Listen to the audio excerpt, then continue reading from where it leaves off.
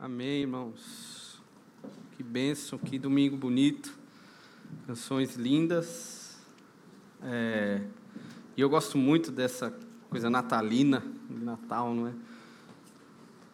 Sempre muito gostoso. Essa chegada do fim do ano. Sei que alguns já chegam meio assim, ufa, né? Ainda bem. Talvez você já chegue amarrando as chuteiras, já aceitou os planejamentos que não deram certo, tá bom, vida que segue, já meio que querendo descansar. Mas o interessante é que no calendário litúrgico é um calendário onde tem as principais datas da nossa fé, a fé cristã. E no calendário litúrgico, esse tempo é tido como o início, na verdade, onde tudo começa. Por quê? Faz até sentido, porque é a partir da vinda de Jesus que tudo ganha um novo sentido. Então, no Natal, tudo está iniciando. E no calendário cristão, existe este momento, ele é chamado de advento. Alguns irmãos têm feito advento em casa, devocionais acerca do Natal. E é o período de advento, em específico, a gente está no segundo domingo de advento. Advento, para nós, o advento ele traz a ideia de preparação. É se preparar para o momento ali de Natal, o momento da vinda de Jesus. E mais ainda, para nós, é o preparo para o retorno, para a volta de Jesus Cristo. É importantíssimo esse momento no nosso calendário. E por isso eu quero voltar os meus olhos a este texto, Lucas capítulo 3, do verso 1 ao 18, para falarmos sobre como preparar o nosso coração para o Natal. Como nós podemos preparar os nossos corações para este momento tão especial da nossa fé. Tem aqueles que vão falar que Jesus não nasceu em 25 de dezembro, mas eu nem vou entrar nessa conversa, que é tão chata, né? Lógico que a gente faz aqui em memória, e a gente usa esse momento como um momento especial para isso, um momento de Natal. Lucas, capítulo 3, a gente vai ler do 1 ao 18.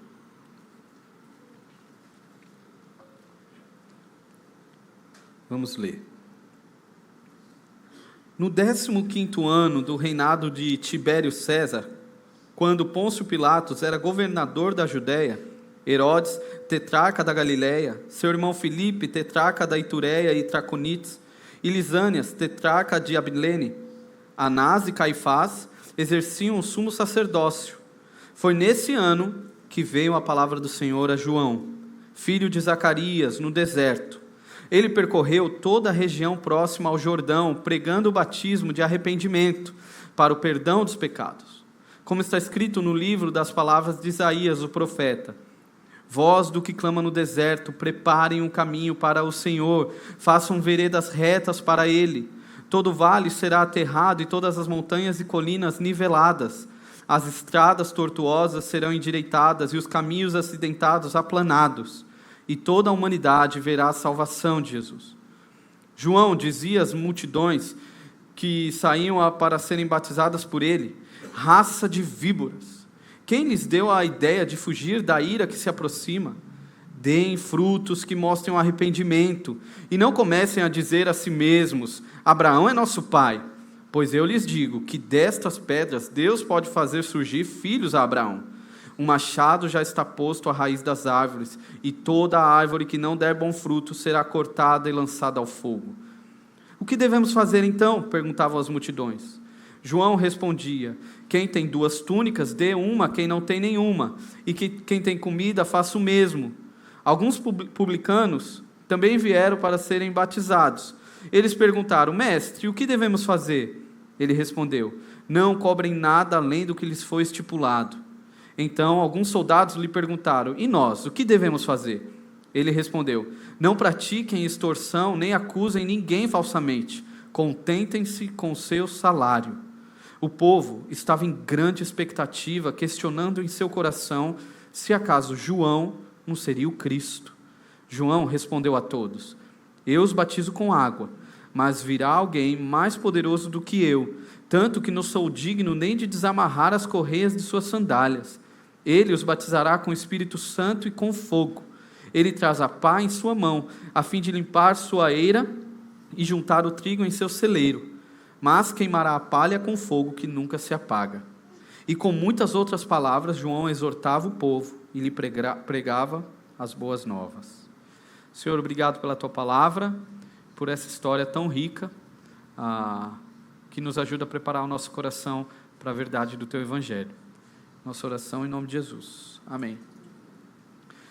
Irmãos, esse texto aqui, ele está em um momento importantíssimo para que você consiga entender a Bíblia como um todo. Ele faz parte de uma chave hermenêutica para você conseguir compreender um Novo Testamento. Na sua Bíblia aí, se você olhar o último livro do Antigo Testamento, é Malaquias.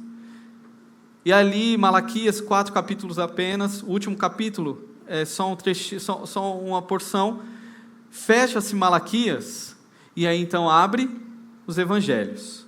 Só que neste período, nesse folhear aí, nós temos 400 anos entre um e outro. E estes 400 anos são marcados pela ausência da fala de Deus através dos profetas. Deus não falava mais através dos profetas. E a gente está falando de um povo que estava acostumado a ouvir a voz de Deus por meio de profetas. Vinha o profeta Isaías, e aí vinha o outro profeta, e falava Elias. Deus ia usando vários profetas para dar o norte, para dar a direção para o povo. Mas agora nós estamos há 400 anos de silêncio. Não é à toa que Lucas, que é um grande historiador, ele começa essa porção aqui encaixando essa narrativa na história, situando tudo o que está acontecendo, onde está acontecendo essa história. E a situação de Israel, ela era muito crítica, era muito problemática. A gente consegue perceber por como estava o governo naquela época. Os nomes que Lucas traz: Tibério César, governador de Roma, era um governo opressor contra Israel. Pôncio Pilatos, que foi aquele mesmo que lavou as mãos diante de Jesus. Eu não tenho nada a ver com isso. Vocês querem matar ele, então eu lavo minhas mãos. Pôncio Pilatos exercia ali um governo covarde. Herodes, uma liderança moralmente depravada. Se você continuar o texto que a gente leu, você vai ver Herodes se envolvendo com relações pecaminosas, totalmente depravado. E mais, no versículo 2 que a gente leu, a gente vê que tinham 2 sumos sacerdotes, Anás e Caifás, sendo que o correto, o legal, era ter apenas um sumo sacerdote. O que isso nos mostra? Que a religião também estava corrompida. Dentro da religião havia rachas, tudo por conta de política, de poder. Era um cenário de caos político, caos religioso. E é neste cenário em que a palavra do Senhor chega. A palavra do Senhor vem ao profeta. Eu me lembro, estudando esse texto, eu me lembrei da série que a gente trabalhou em Jonas, há um tempo atrás aqui, que era em meio ao caos de Nínive, perdição total, que a palavra do Senhor chega ao profeta. Deus não tem medo de caos, né? A gente tem medo do caos, não é? Quando está o caos, aquela bagunça na nossa vida, tudo dando errado, um monte de coisa na cabeça, o pensamento a milhão, mas Deus não tem medo disso. Na verdade, muitas das vezes é aí que a palavra do Senhor chega. Desde o começo foi assim. A terra era sem forma, na verdade era um caos ali, não tinha forma, não tinha nada. Então a palavra do Senhor vem e traz vida, e disse Deus. Deus não tem medo de caos.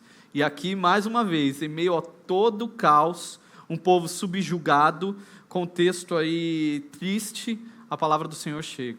Interessante que a palavra do Senhor, ela não chega nos lugares que talvez a gente pensasse que seriam óbvios ou deveriam chegar. Ela não chega nos palácios. Os líderes religiosos, a ala sacerdotal não recebe a palavra do Senhor. A palavra de Deus chega através de um homem simples, João, filho de Zacarias. Um homem simples e de hábitos um tanto quanto estranhos. Se você conhece a história de João Batista, você sabe. Comia gafanhoto. Ele usava, a roupa dele era uma pele de camelo. Não é que tinha um pedaço na roupa dele, não. A roupa dele era pele de camelo. Olha que coisa estranha. E mais, um homem que estava no deserto. A palavra do Senhor chega ali. Interessante, né? Às vezes é no caos, no deserto, que a palavra vem. E transforma o caos ali em cosmos. Traz vida, traz ordem, traz destino. E aqui não é diferente. Este homem, ele tinha uma missão. Malaquias, o profeta Malaquias, ele vai profetizar sobre João Batista. Ele diz: vejam, eu enviarei o meu mensageiro, que preparará o caminho diante de mim. E então, de repente, o Senhor que vocês buscam virá para o seu templo. O mensageiro da aliança, aquele que vocês desejam virá, diz o Senhor dos exércitos. Malaquias 3:1. 400 anos antes, já era profetizado a missão de João Batista. Mais ainda, para a gente estar dentro dessa história, imagina o cenário. Estudiosos falam que eram milhares de pessoas querendo ser batizadas por João. No versículo 3 a gente vê que ele estava lá para isso. Ele percorreu toda a região próxima ao Jordão, pregando um batismo de arrependimento para o perdão dos pecados. Tinha uma multidão em cima de João lá, querendo ser batizada. E a partir do verso 7, eu quero observar nessa história 3 importantes formas para como eu e para como você pode preparar o seu coração para a chegada de Jesus. Como você pode preparar o seu coração para o Natal? Começando aí no versículo 7, eu vejo a primeira forma. Seu coração é preparado para o Natal com arrependimento sincero. É isso que a gente vai ver aqui. Seu coração é preparado para o Natal com arrependimento sincero. Olha aí, quando João começa a falar às multidões, no versículo 7. João dizia às multidões que saíam para serem batizadas por ele: raça de víboras, quem lhes deu a ideia de fugir da ira que se aproxima? Deem frutos que mostrem o arrependimento. E não comecem a dizer a si mesmo: Abraão é nosso pai, pois eu lhes digo que destas pedras Deus pode fazer surgir filhos a Abraão. Irmãos, a pregação de João Batista, ela não é uma pregação que seria muito bem-vinda nos tempos de hoje. Ainda mais no Natal, né? Momento que é um momento de paz, né? De amor, aquela musiquinha, né? Todo mundo se abraçando, e palavras de esperança. E João chega com essa palavra, e essa palavra chega para nós hoje. Eu fico imaginando uma multidão que queria estar lá, uma multidão que queria ser batizada por João Batista. Imagina aquela fila enorme, esperando o momento de ser batizada, a galera apertando João. Ele olha para este povo todo que estava lá, porque queria ser batizada por ele, e ele olha para a sua plateia, e ele começa a sua fala como? Amados e amadas. É assim que ele começa? Queridos e queridas. Que momento, que privilégio. Não. Como ele começa? Raça de víboras. Imagine aí. Imagine aí, você vem ao domingo aqui, você vem para o culto, e aí o culto vai se iniciar, ou o momento da mensagem, e começasse assim: bom dia, graça e paz, raça de víboras, covil de serpentes. É mais ou menos isso que está acontecendo aqui. E João, ele não tinha muita paciência com a turma, com essa turma fingida, tanto que ele vai falar, o versículo que a gente leu, João ainda vai falar, ele chama a galera de raça de víboras, fala assim: ó, quem falou para vocês virem aqui? Estão fugindo da ira de Deus? Vocês acham que podem fugir da ira de Deus? E aí ele ainda diz: olha, não venha me dizer, estou sem paciência, não venha me falar de quem você é filho, se você é filho de Abraão, não venha me falar da sua família, sabe aquela carteirada que a gente vê por aí, né? Você não sabe de quem eu sou filho, você não sabe de onde eu vim, não venha me falar de que igreja você é. Eu tenho 25 anos de igreja, 30 anos de igreja, já vi isso tudo, eu já evangelizei, já fiz tantas coisas. João está falando: não me venha com isso, não me venha com esse papinho furado, eu estou sem paciência para ouvir essas coisas, até porque Deus pode fazer da pedra um filho de Abraão, se Ele quiser. Isso não te ajuda em nada neste momento. que a gente começa a perceber aqui, é que aquele que deseja preparar o seu coração para Cristo, para o Natal, precisa de um arrependimento sincero, precisa de uma verdadeira contrição. Verdadeira contrição, eu lembro do exemplo de Davi, no Salmo 51, quando ele peca, comete um pecado muito grave, o profeta lá, Natan, condena ele, vai lá, entrega ali para ele, fala o que ele fez. E qual é a atitude de Davi? Davi era rei, Davi tinha uma família, Davi tinha tanta coisa para se preocupar, mas a única preocupação, a única fala que a gente tem é: Senhor, não retires de mim o teu espírito. Davi estava preocupado era com a presença, ele não queria perder a presença de Deus, e ele sabia, ele diz: pequei contra ti. Ele sabia que o pecado dele foi uma ofensa direta a Deus. Isso são características de uma verdadeira contrição. Você entende o problema, a gravidade do seu problema, e você entende o que você tem de mais precioso, que não era o reino, não era nem a família, mas sim a presença do Senhor. É diferente de remorso. Verdadeira contrição, um arrependimento sincero, é diferente de remorso. Remorso é aquilo que eu vejo quase diariamente na minha casa, com os meus filhos. Quando a gente pega eles no flagra, fizeram alguma coisa errada, e a gente vai lá e dá a consequência, né? Qual vai ser o preço do pecado deles, e aí começa o desespero. Não, me perdoa, eu não vou fazer mais isso, eu nunca mais vou fazer isso. Você sabe que eles não estão refletindo acerca de uma transformação de vida, né? Não, pai, realmente isso não me cabe, isso não condiz com a minha vida, eu estou errado, eu quero mudança. Não é nada disso. É o medo do chinelo, não é? E aí aquele... é mais ou menos o que a multidão faz, alguns da multidão estavam fazendo aqui, por isso que João é tão firme nas suas palavras.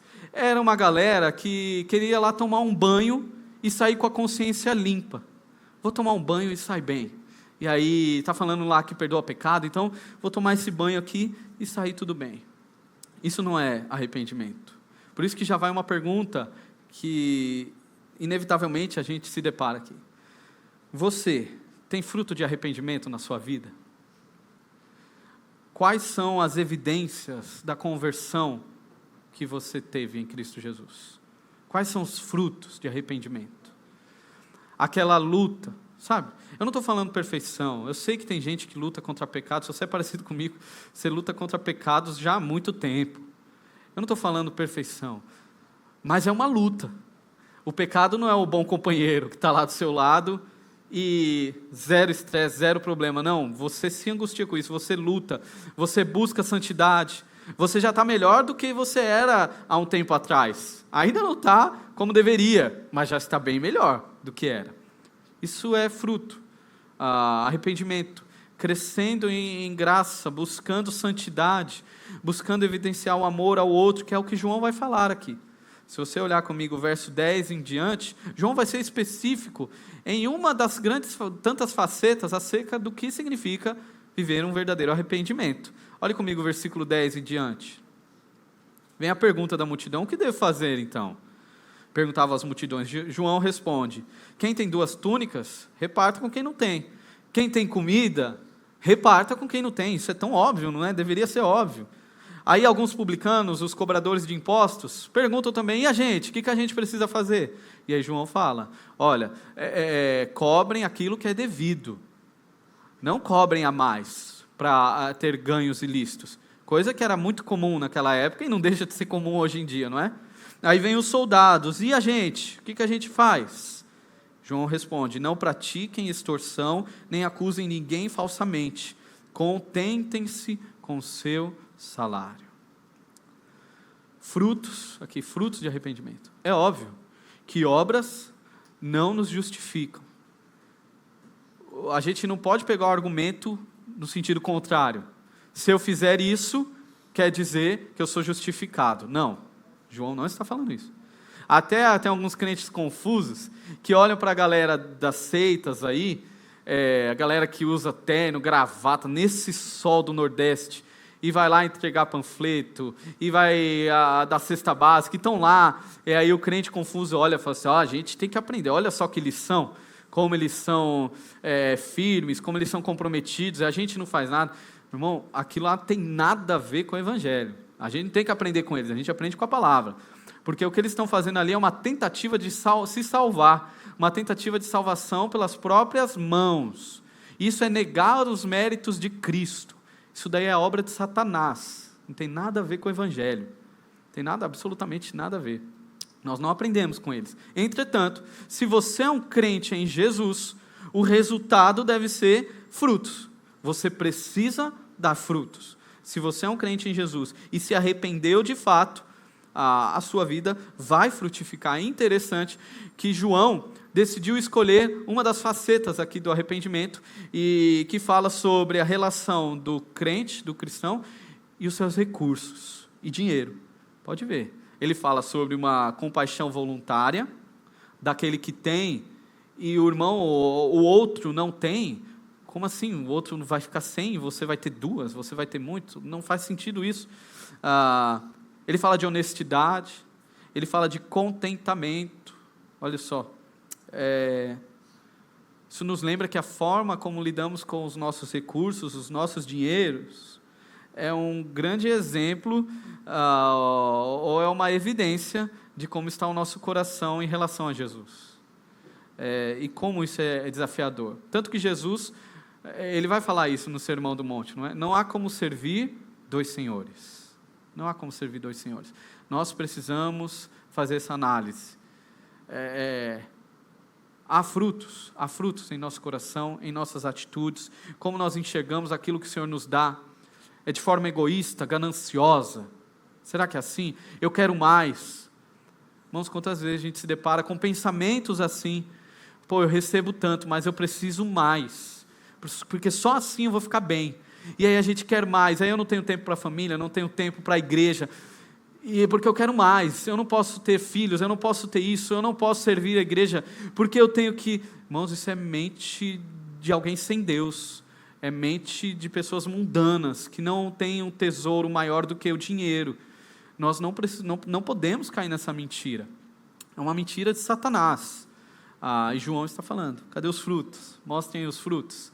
Fruto daqueles que se arrependeram e não vivem para o dinheiro, não vivem para Mamon, vivem para Cristo. Cadê os frutos?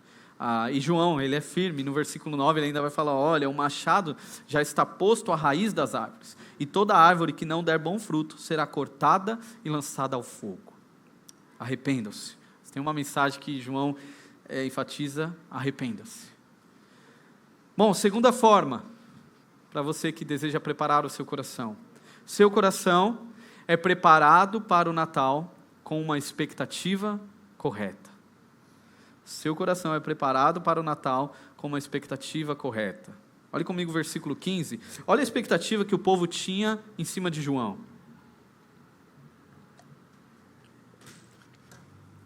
O povo estava em grande expectativa, questionando em seus corações se acaso João não seria o Cristo. Será que não é ele? Eu acho que é ele. Ele é o nosso Messias. Esse profeta meio doido aí, ele é o Messias. E expectativa tem tudo a ver com o Natal, não é? Com essa fase do ano, não é verdade? A gente começa a criar um monte de coisa. Inclusive com a ceia natalina, a gente cria tantas expectativas. Tenho certeza que você já passou por isso. Quando você sonha, planeja a ceia, você imagina a sua família ao redor da ceia, um violão ou uma música tocando, e aí todos cantando, e aí um momento de gratidão, um agradecendo o outro, agradecendo a Deus, aquele momento sublime, angelical. E aí, o que acontece? Aparece a tia barraqueira, né?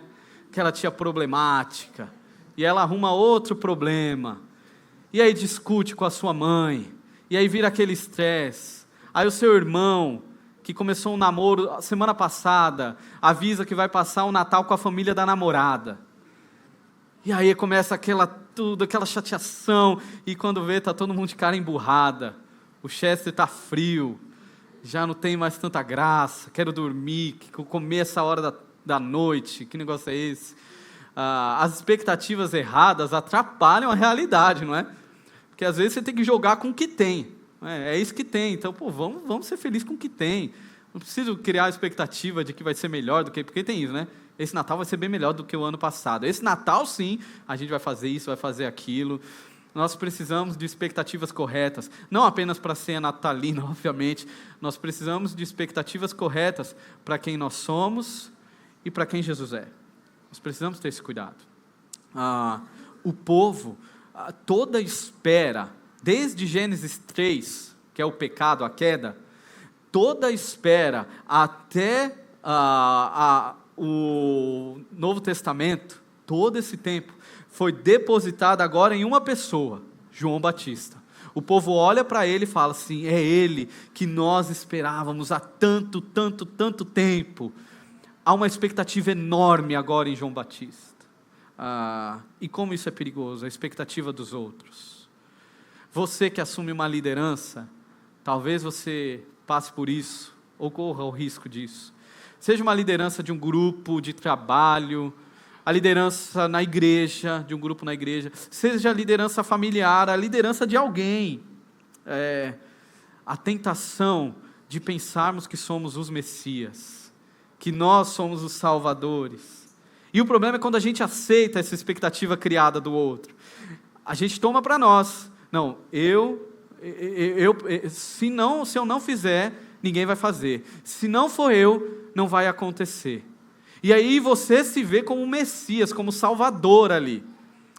E o problema é porque quando você assume essa imagem que não é sua, você inevitavelmente vai cair numa vida de vida dupla.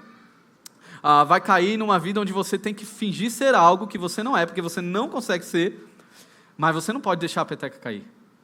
Você começa a viver uma vida a qual você não foi chamado, a cumprir demandas as quais Deus não te chamou a cumprir, tudo por conta da crise messiânica que você aceitou sobre a sua vida, a qual João Batista não aceitou. Tendo em vista esse sentimento da multidão, ele é o nosso Messias. João Batista vai dizer no versículo 16, olhe comigo. Ele diz, eu os batizo com água, mas virá alguém mais poderoso do que eu, tanto que eu não sou digno nem de curvar-me e desamarrar as correias das suas sandálias. Ele os batizará com o Espírito Santo e com fogo. Ele traz a pá em sua mão, a fim de limpar sua eira e juntar o trigo em seu celeiro, mas queimará a palha com fogo que nunca se apaga. Um adendo aqui, uma observação. Batismo com fogo, o batismo no Espírito Santo, não tem nada a ver com o que a gente vê aí mundo afora, no mundo gospel. Batismo no Espírito Santo, leia Romanos 6, 1 Coríntios 12, e você vai ver o que é batismo no Espírito Santo, que é a inserção no corpo de Cristo. Batismo no fogo é a limpeza, na verdade é a morte da sua velha natureza. O que João está falando é, eu batizo com água, mas isso daqui é um símbolo do batismo maior, que somente o Cordeiro pode fazer. O Cordeiro puro, santo, aquele que perdoa pecado, que purifica, que limpa, que dá vida, somente Ele é infinitamente mais poderoso. Eu estou apontando o caminho, eu não sou o caminho, eu não sou o Messias, eu não posso te fazer feliz, eu não posso suprir suas expectativas, eu estou apontando para quem é, para a única fonte de alegria verdadeira, para a única fonte de salvação, aquele que nos batiza no corpo dele, aquele que queima a nossa velha natureza no fogo da purificação e recebemos nova vida. A gente olha aqui a sequência, olha, aquele que rouba, não faça isso. Às vezes a gente confunde, a gente acha que o Evangelho, ele serve para melhorar, nos dar uma melhor versão, sabe? Eu já ouvi isso, não é muito incomum. Eu estou indo para a igreja para ter a minha melhor versão de mim mesmo. Não existe isso. Que melhor versão de você? A melhor versão de você merece o inferno. Então não tem muito para onde correr. O Evangelho não é para te fazer alguém melhor. É para te dar nova vida. Você está morto e você ganha uma nova vida em Jesus. E somente o Cordeiro Pascual, somente aquele que veio e morreu a morte de cruz, pode fazer isso. E é o que João está fazendo. João, ele tinha uma clareza acerca da sua missão. Eu não fui chamado para ser o Messias, até porque eu não consigo ser Messias. Isso não me compete. A missão de João é preparar o caminho, apontar o caminho para Cristo, apontar o caminho para o Messias. Nós que lideramos, precisamos preparar os nossos corações com esta verdade. A história já nos apresentou um verdadeiro Messias. Não tem vaga, não tem currículo para ser preenchido. Não precisa se preocupar. O Messias já veio. E cuidado com as tentações externas. Como marido, cuidado. Você não é o salvador da sua esposa. Esposa, você não é a salvadora do seu marido. Não é através de você que ele vai encontrar salvação. Pais com filhos. Cuidado, não é você. Vá até onde você pode ir. Você não é o Salvador. Não depende da sua performance. Seu filho não depende da sua performance para ser salvo. Ele é salvo pela obra suficiente de Cristo Jesus. Pastor, e como é comum isso? A gente acabar depositando num líder, em alguém, características messiânicas. E é uma tentação. Quantas vezes chegam conversas para mim, e no meu coração, às vezes reverbera. Não, você está vendo o casamento do fulano? Não, tá dando ruim, você tem que fazer alguma coisa. Aí é o casamento do fulano, o adolescente que não está indo mais para a igreja, é o irmão que brigou com o irmão, é o fulano que está viciado, e é isso. E aí, você tem que fazer alguma coisa, o pastor tem que resolver esse problema. E aí chega e apresenta uma demanda que é de Cristo para o pastor. E o pastor, às vezes tem isso, ele fica pensando isso. Cara, não, é culpa minha, eu deveria ter conversado, eu deveria ter feito isso. Poxa, eu não consegui, vacilei, não mandei mensagem. E se tem uma coisa que é libertadora, é saber que nós não somos um Messias. Eu não sou o Messias, não preciso ser, nem consigo ser, não dá certo. E não preciso ser, nós não somos Cristo. Nós não salvaremos a igreja, quem salvou a igreja é Cristo Jesus. Nós não salvaremos o nosso cônjuge, o filho não vai salvar o pai. Quantos pais às vezes colocam o filho como um ídolo? Não, esse ano de 2025 meu filho vai dar orgulho, esse ano é o ano que ele vai, e aí seu filho não vai conseguir suprir, porque ninguém consegue suprir a demanda de um ídolo. Ídolos frustram, aí a gente fica frustrado com a pessoa, mas você se frustra porque você construiu um ídolo, você achou que ele era o seu Messias, ou você está sendo o Messias. Se você está cansado de tentar ser o Messias, se liberte em nome de Jesus, seja livre. Lembre-se que você pode falar, eu não, isso eu não consigo não, nem adianta, não é BO para mim não, isso eu não consigo, mas você tem que resolver, senão é o líder de célula. Não, amigão, se resolva aí, eu não tenho condição para isso. E muito bem, glória, continuo te amando, mas o BO é seu, vá orar. Eu posso te apontar o caminho, existe um caminho. O Messias não é o pastor, o Messias é Cristo Jesus. A história já deu o verdadeiro Messias para a gente. A gente só precisa referenciar. É por aqui, cara, é por aqui. Você quer ter sua família transformada? É por aqui. Você quer vencer esse vício? Não é o pastor ter que te ligar, não é o líder da célula ter que te mandar mensagem todo dia. E aí, como foi hoje? Não, pelo amor de Deus. A história já deu um Messias, e o Messias é Cristo Jesus. Nós precisamos ter a nossa expectativa no lugar certo e ter um arrependimento sincero em nossos corações, para nos preparar para o Natal. E terceira forma, e última, para você se preparar para o Natal. Seu coração é preparado para o Natal com uma esperança viva. Seu coração é preparado para o Natal com uma esperança viva. Olha o último verso que a gente leu, o verso 18. E com muitas outras palavras, João exortava o povo e lhe pregava as boas novas. E com muitas outras palavras, João exortava o povo e lhe pregava as boas novas. Em meio a exortações tão pesadas, raça de víboras, o machado está para cortar, e tantas falas pesadas, João não deixa de falar sobre a esperança. Arrependam-se dos seus pecados e confie no que Jesus fez e naquilo que Ele fará. A mensagem que nos prepara para o Natal é o Evangelho. A mensagem que nos prepara para a chegada de Cristo é o Evangelho. Não há Natal. Eu te faço uma pergunta. Você já vivenciou um Natal sem Jesus? Um Natal sem Evangelho? É possível Natal sem Evangelho? Não sei se já passou, eu já passei por isso. Hoje eu entendo que se em algum momento Deus nos colocar em um Natal onde o Evangelho não é a ênfase, ali é um campo missionário. Sabe aquele Natal que é regado de bebida, de músicas profanas, onde ninguém nem lembra de Jesus, onde a fofoca, a briga, a imoralidade. Se Deus te colocar em um meio assim, porque eu acredito que alguns aqui vão estar em contextos assim, se Deus te colocar em um lugar assim, lembre-se, você é um agente de Deus para esse lugar.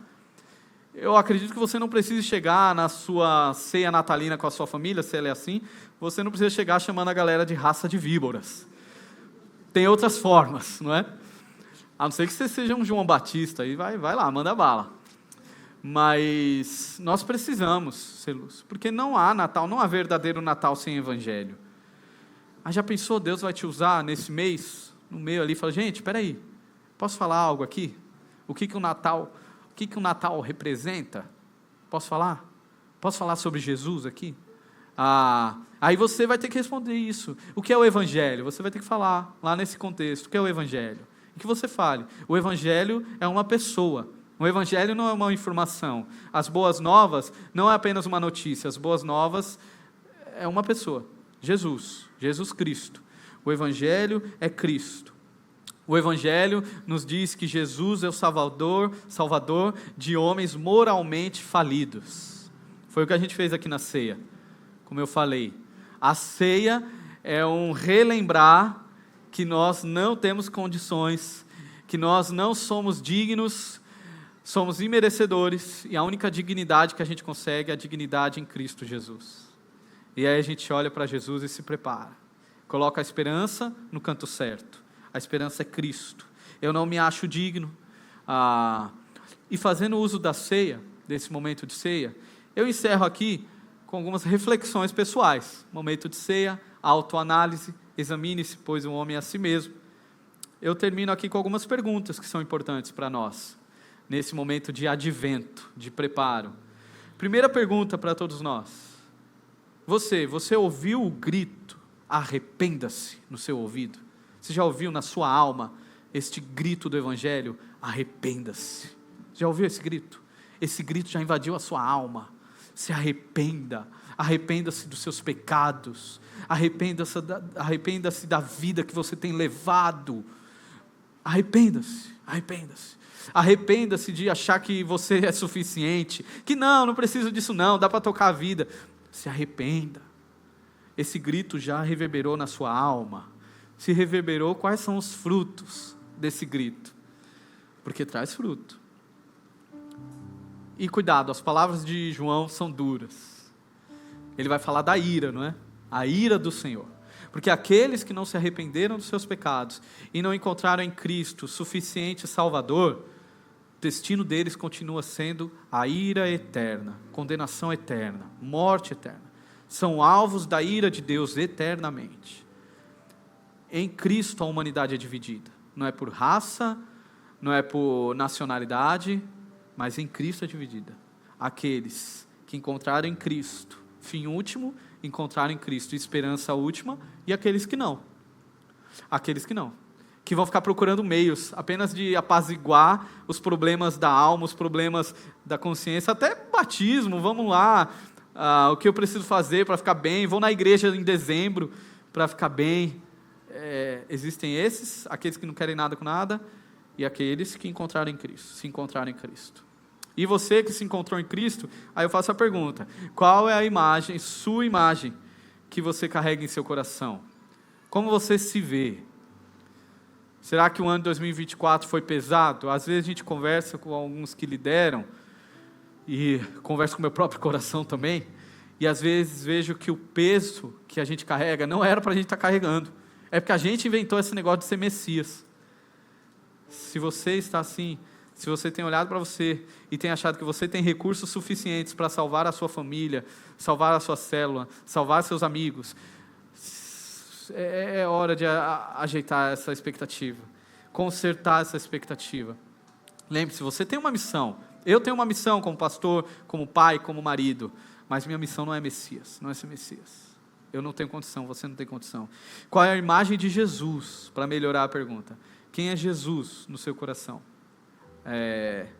Natal é tempo de renovar a esperança, e fica aqui o convite, para a gente nutrir, mais uma vez, a esperança nesse advento, nutrir a esperança nesse preparo, para chegar lá na ceia, ou no momento que você vai ter ali, e carregado da esperança, carregado da expectativa correta, de que o Messias é Cristo, da sua falência, de quanto você precisa dele, carregado da voz que te chamou ao arrependimento e a uma nova vida. Aí você celebra o Natal com alegria, e que venha 2025 para a glória de Deus, como filhos que foram alcançados por esse amor incondicional. Quero orar, vamos orar?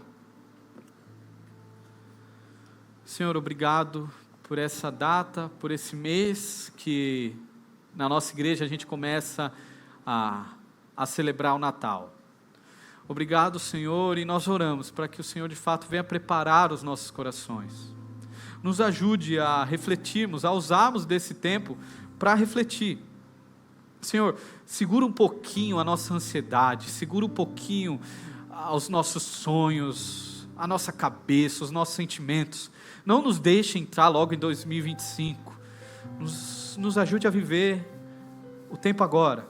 Nos ajude a ter essas reflexões e a celebrar o Teu Evangelho, celebrar a boa notícia de que o Senhor enviou Cristo Jesus, o Messias, o Salvador das nossas vidas. Nos ajude a renovar de fato a nossa aliança contigo, a reconhecer a nossa incapacidade diante da grandeza dos Teus recursos, a grandeza da cruz que nos comprou a preço de sangue e que nos chama a ser proclamadores e não Messias. Nos ajude, Pai, a alinhar o nosso coração na expectativa correta. E eu oro para aqueles que estão aqui, se há aqueles que até hoje ainda não tomaram uma decisão, que a Tua voz venha gritar na alma deles: arrependa-se. É chegado o tempo de se arrepender dos pecados e encontrar em Cristo o tesouro da alma, o tesouro da sua vida. Eu oro, Pai, para que, se alguém precisa dessa decisão, que aconteça, Pai, para que o Natal seja carregado de alegria, não apenas de boa comida, de conversas, mas do verdadeiro sentido, que seja carregado de Cristo. É nossa oração, gratos ao Senhor, que é o único digno de toda adoração. Em nome de Jesus. Amém.